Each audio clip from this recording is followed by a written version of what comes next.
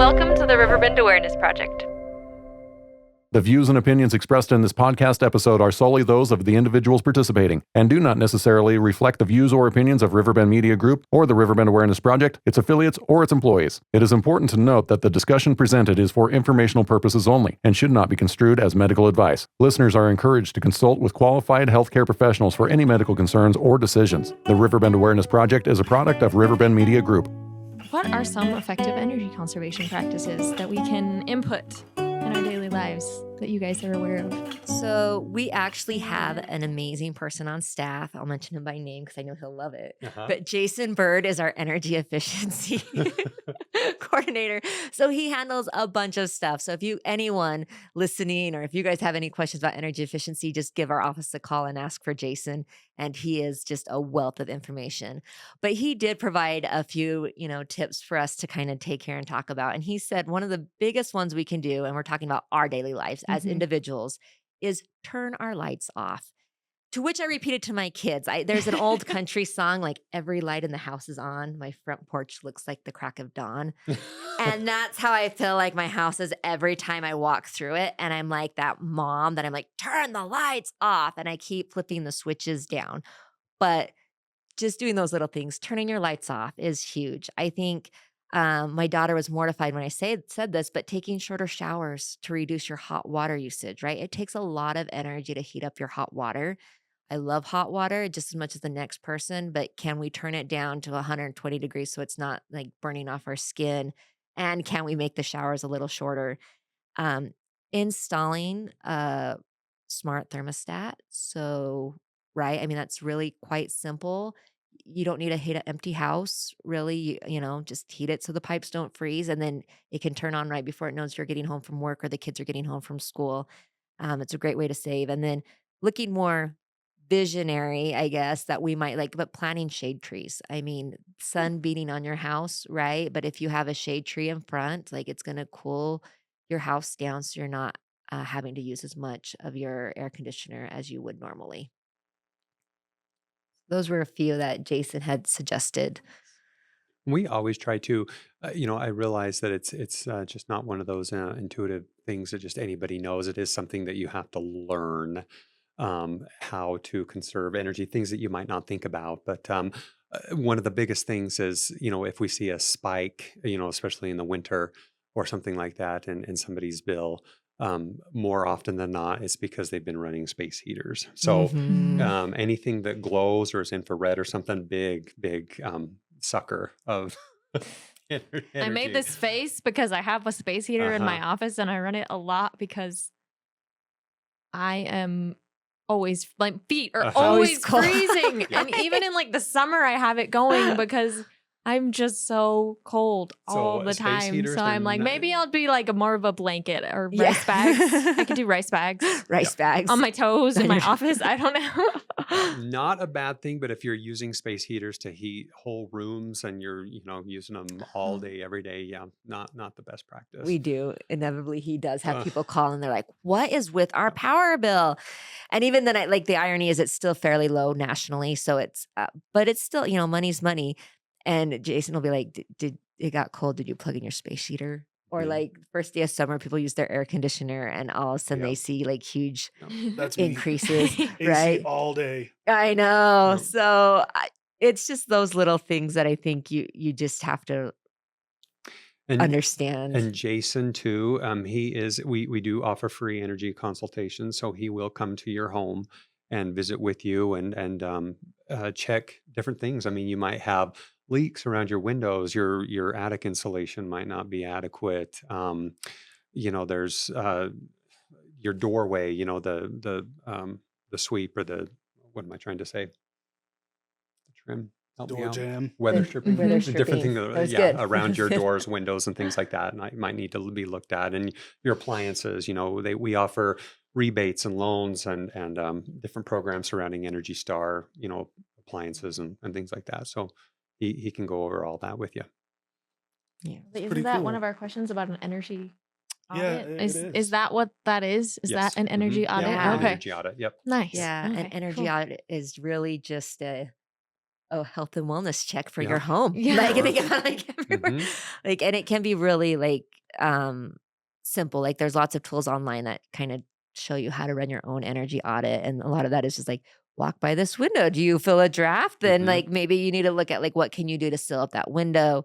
Like Christopher said, windows are like, that's the thing when you become an adult and you have sticker shock and you get like window replacement. You're like, really? That's how much that costs? Oh yeah.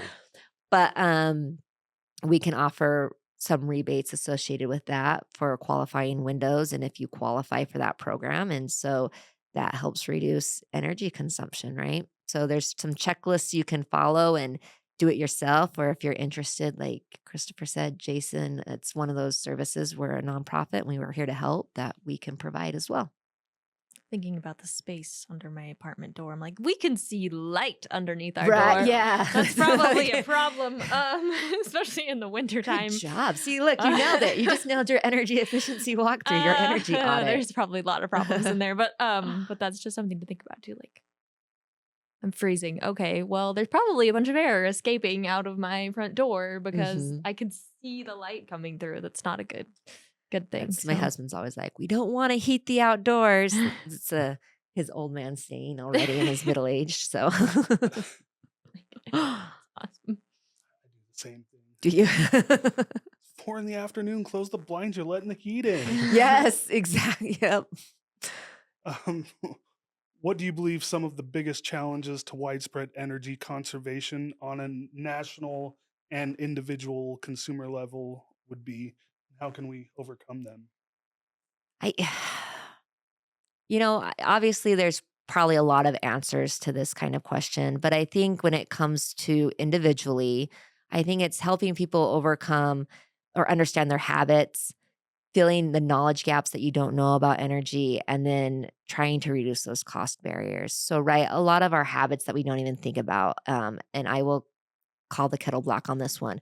My cell phone charger, I take my cell phone off, but I leave it plugged into the wall. Well, that's draining energy. Like, I'm paying to do nothing with that and increasing the base load for the town. Coffee makers are the same thing. So unplugging your appliances when you're not using them. Energy vampires. Energy vamp. Yeah. that's what Yeah. they're Perfect for the That's true. That's season. perfect. Oh, yes. Uh-huh. Good October. pun. Yes. That's what we. Yeah. Put that one in there. That's great. But yeah, they are energy vampires. And then I think we over rely on electricity for heating and cooling when we could do those simple things, shutting the blinds, closing the windows, making sure you're not leaving your oven door open. I think there's a lot of little simple things that we can do from our habits that we're not even thinking about. And then with knowledge gaps, right? I Mhm. said, like, energy and electricity isn't on a date unless you're working in it. Mhm. It's not as exciting, I think, as some people want it to be, but it affects every aspect of your life. Mhm. And so how do you develop that knowledge so you really know what's making a difference or not? And I think that's why I'm so glad you guys asked us to do this. And while it's Energy Conservation Month in October, I think that allows us opportunities to go out and understand the issue so we can affect real change, positive change in our lives. And then, cost barriers, we all wish we were independently wealthy. Like, I think none of us are trust fund kids, which is why we're here, which would be great. And I did not win the $1.8 billion lottery. There would have been signs, and this probably wouldn't have been one of them. But we're here. And so, everything costs money, and everything is, feels like it's getting more expensive and likely probably is. And so looking at how do you install windows or insulation or improve your roof when everything is so expensive? I think there are some cost barriers associated to all of us for implementing the ideal energy efficient house. But with that said, there are a lot of things that aren't super cost impactful that can make really big impacts. And those energy audits and the rebates, the heatless air, the duct pumps, that we offer, we offer rebates for those. So there are programs out there that really kind of try to help overcome those cost barriers associated with it. And then switching from plain lights to LED lights. That's not super expensive, but it can make a really big difference we are not allowed to have non-LED Christmas lights at my house. They have to be LED Christmas lights because they're cheaper. But it really did make a difference on the power bill associated, and I think every little thing you do makes a difference. I think you look at bringing around, and I can't remember, but in England, they had they were looking at road racing and what they could do to make a difference and get faster because the England team hadn't won for years and years and years. The bicycle. The bicycle, yeah. And so they're on their bikes, and it was like, what, 1%? And that's what they kept thinking. What every little thing can we do to become more efficient, like with clothing, with fueling, with bike components? And every 1%, just lined up, and every difference you can make, all of a sudden they had a very competitive national team. Same thing with energy individually. National challenges, those do vary. I think you don't have consistent standards state from state, state to state, sorry. And so that can be difficult when people are trying to figure out maybe what programs are out there and what's useful. And then regardless, policies are constantly changing with political cycles. And I think that creates uncertainty. And anytime you have uncertainty in programs and rebates, I think it really reduces some of those results.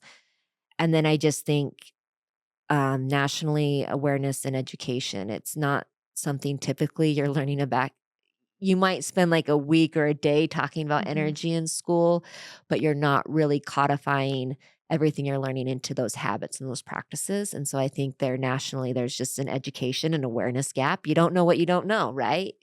So anything else? No, I think just the awareness and the education is huge, huge.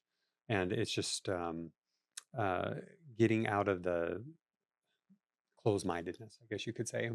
Going back to what we were talking about with the energy generation, that there's not one perfect way to generate electricity. So don't be so closed-minded about hydropower, nuclear power, natural gas, any of these things, because they're all useful and they're all important. I think it's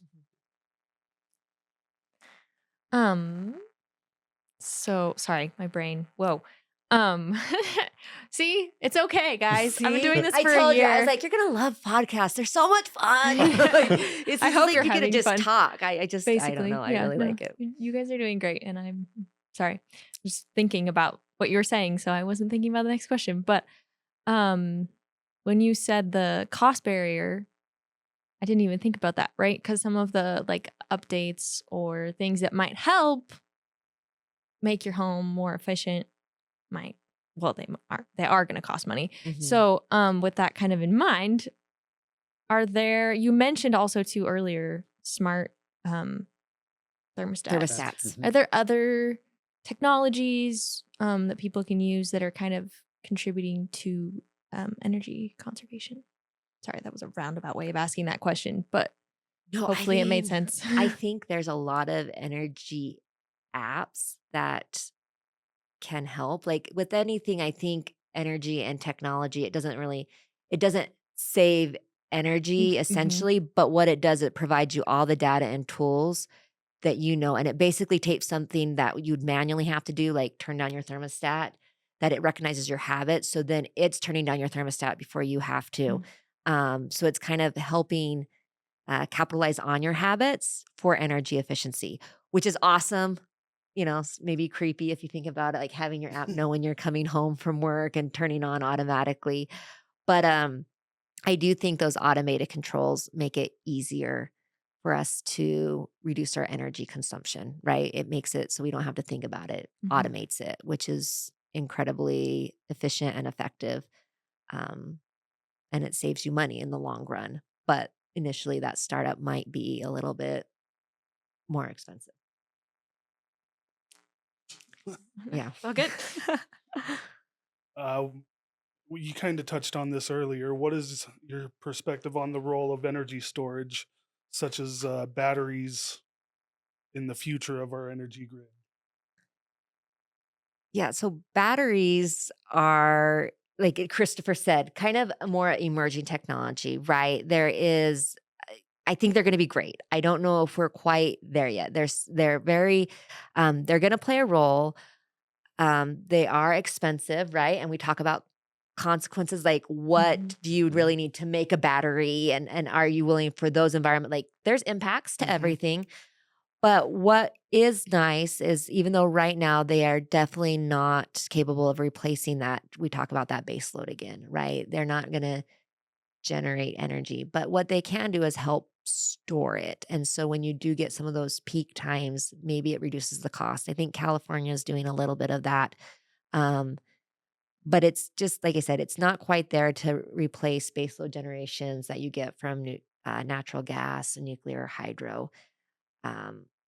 Still really expensive technology right now. So it's, and then, yeah, so I think they're a good tool in the toolbox. And I think technology is everything, like it's advancing. Right now, it's kind of not exactly where I think it needs to be. I don't know how to phrase that, but I think it's going to be cool where it can go. Like and it's we'll still see. progressing. I We're think not s- done with that technology Yeah, yet. we're not still done with working it. out the kinks. and- Exactly. And it has a place. And I think maybe this is a good time to kind of talk about like the peaking plant, because that's exactly what right now, how batteries are being used in certain places that can afford it, is it takes off that huge shift in the peak demand. So if you're looking out, and this is really cool, so our dispatchers are constantly looking out, in advance, like what's the weather going to be like? What do we think people are going to be used? Are kids going back to school? Are we going to see a decrease because people aren't in the home?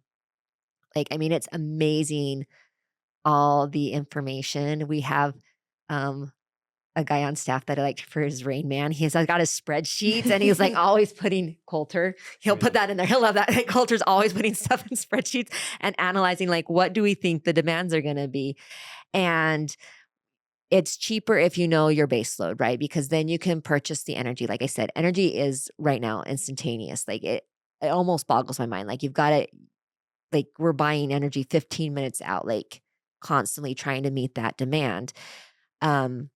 And so when you have a lot of demand everywhere, because inevitably you're going to have like a heat spell that goes across the entire Pacific Northwest, right? So everybody's wanting to turn on their air conditionings at the same time. Well, now everyone on the energy market's like, we need energy, we need to buy it. What's that going to do? Drive up your costs. So it becomes really expensive. And so you're going to be paying millions for this one day of electricity that you need. And knowing that and knowing where we're going kind of as a state and country, we really had some innovations at Idaho Falls Power and some visionary people once again, and a city council and mayor that was on board, as well as the community for developing this peaking plant. And just by the name itself, a peaking plant is there. So when you have these huge increases in demand, they can be immediately turned on and you can get energy out to the grid. So we went with a natural gas peaking plant because natural gas is pretty clean. And it can instantaneously create energy, right? With a flip of the switch, you're able to run the generators and then produce. And so that startup cost is fairly low. And you can buy natural gas further out, right? Like, so you don't need to be like, we need natural gas right now and it's $7. Like, I'm not in the natural gas market, but it allows us to kind of control those costs. And having that peaking plant will let us ensure that we are giving you guys the most reliable and affordable energy at the cheapest cost we can, because we're no longer having to purchase those peak energy supply demands on the open market at a time when everyone else wants it as well. That's great. That's awesome. It's great. So I think we have one more question, and then if we missed anything, Yeah. let us know. Stop and be like, no, there's one more thing. But are there Wait, there's any more. misconceptions about energy or energy conservation that you guys would like to correct? This. Yeah. There might not be any, Well- maybe, but I don't know No, I that think you can think of. That, Christopher hit a big one, like the space heaters. I think sometimes people feel like it's more efficient to heat their house with their space heaters than turning up their thermostat and heating their whole house, right? And it's not. It's more expensive, for sure. So that I think is a myth that we probably should dispel.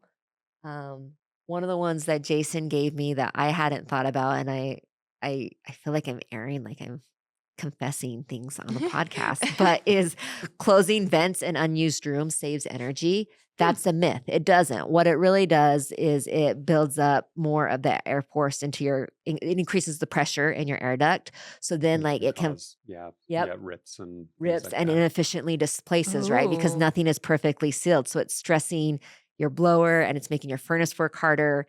And so keeping those open and just using a thermostat, like a smart heater, like a smart thermostat, so things are turning on and off more effectively, that's the best way to reduce energy, which I didn't realize that myth till we were preparing for this podcast. So I remember when I look. was young, we had a dial thermostat, and if I was cold, I would go and turn it all the way up to 90. Yes. And even my kids, they'll go and they'll turn it up, and I'll walk past it, and I see it's on 83 or something, because it's like they think that it's going to heat the house faster, and it's like, no, but it takes just growing up, and Yes, and that is a myth understanding too. that's not how that works. It doesn't make your house heat any faster at Yeah. all. It just puts additional stress on it. So Mhm. you did just date yourself with the crank. And it's always that. And I will too, because that's what we had too. Just the Uh-huh. crank. And it's like the tan color. You guys, everyone knows Oh, what I'm yeah. talking about. Yeah. Yes, I do. We So classy. We had a wood burning stove, so Oh yeah. So we actually do miss that, that. too. That was one of my requirements is we've always had a wood burning stove. So when we bought our house, I love getting firewood. I love forcing my kids to get firewood Mhm. for that it heats day. you multiple times because it heats you when you cut it, Yeah. when you carry it in, Uh-huh. and then when you burn it. Oh, for sure. Exactly. I love it. Like when they're fighting, go get some wood and bring it in the house. And so it's just awesome. But I think those are kind of the ones that I was thinking. Oh, one of the other ones he gave me that I thought was really good is that cold water doesn't clean clothes well. So I think a lot of times we feel like we have to use hot water in Mhm. our washing machines. And in all reality, the detergents made for today can work with cold water. And so really understanding how your appliances work, right? Go back to that Mhm. education. How can we have them be more effective and efficient? Puts the onus on us. And then when using them appropriately can help really save some energy. I take Consumer Reports, and they talk about, they'll give different reviews throughout the year for appliances and whatnot. And misconception, because that's what we're talking about Yeah. here, is a lot of people think that they have to pre-rinse their dishes before they put them in the dishwasher. And it's like, you don't have to do that. Let the dishwasher do what it was made to do. Scrape if there's any big chunky stuff off into your garbage or compost or whatever, but then just let the dishwasher do its job. So Yeah. That's- No. yeah. It's good to know. Yeah. I always pretty much watch them before they go in. uh-huh. Me too. But I think that's old school, like Carried my on. mom. Yeah, I'm just Uh-huh. carrying on the And tradition. maybe I'm just the carrying appliances it. back like- in the day, they were like that. I but think nowadays, they were. Yeah, I think they were less effective back then. And so I think I'm just carrying that. Mhm. Well, thank you guys. Was there anything Yeah. else we missed that you guys wanted to touch on that we didn't ask I about? don't think so. I just thanks for thinking of energy. Like I Yeah. know, like I said, it's kind of like this invisible source that's all around us that we all use, but we don't really think about too often until our power bill comes in or until something happens where we don't have power. So And I think just you really don't, unless you're working in it, you really don't think about it much. And I'll admit that I was one of those as well. You flip a light on, you don't really think about where the electricity comes from or how to conserve energy. It's just really not until you get your bill and it's astronomical, and then you're TO'd and you're like, why is my bill so high? Well, it's because there's some things that we can do ourselves to help lower it. And anyway, we are always, throughout the year, we try to put things out on social media and in our newsletter and things like that about things that we can do at home to conserve energy that maybe we just need to be educated about. We talked about in the middle of the winter, opening up your drapes and your blinds so the sun can heat your home Mhm. naturally, and then in the evening closing your drapes and blinds, and then also in the Sarah, you were talking about with your trees and things like that, having shade trees next to your home that'll help to kind of keep it cooler in the summertime, things like that. So we're always trying to educate the public about things that people can do to help conserve energy at home. Yeah. So So maybe just like the one thing, like if people have more questions and are interested in either even tours or understanding electricity a little bit more, they can always jump on our website, which is www.ifpower.org. And there's a wealth of information on there. Christopher does a great job keeping it up to date with energy saving tips and tricks, vegetation management, so people know what is their responsibility as a homeowner, what is our responsibility as a municipality to make sure your energy is coming in there the best it can. So just urge people to go check out that website if they have more questions and just fill those knowledge gaps, right? Knowledge is power. And I think we have a lot of tools at hand at our fingertips that can really help us overcome that. Yeah. And we can put that on our episode description notes too. So that can be down there at the bottom. Thank you guys so much. I've learned a lot. I need to go do an energy audit on my apartment and myself. And be like, where am I using hot water too much? Probably too many places. So it gave me a lot to think about. It was good. So yeah. Thanks for listening, Jeff. We appreciate it.